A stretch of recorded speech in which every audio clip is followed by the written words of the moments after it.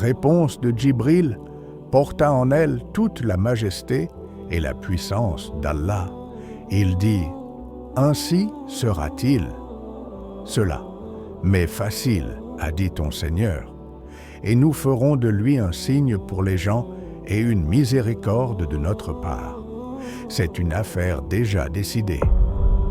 Après cette annonciation divine, Mariam se retira dans un lieu encore plus éloigné. Cette grossesse n'était pas ordinaire.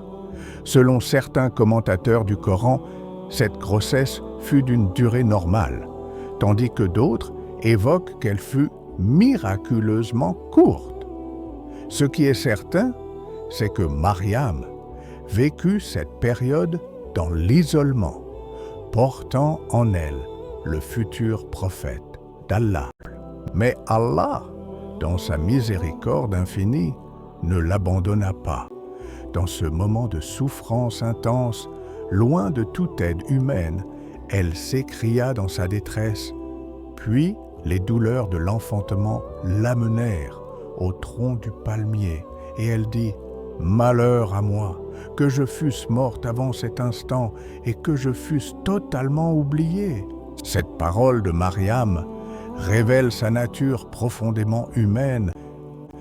Elle ne craignait pas la mort, mais l'opprobre que pourrait lui valoir cette naissance mystérieuse auprès de son peuple.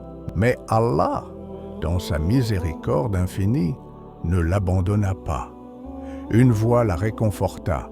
Selon les commentateurs, il s'agissait soit de l'ange Djibril, soit du nouveau-né lui-même qui venait de naître.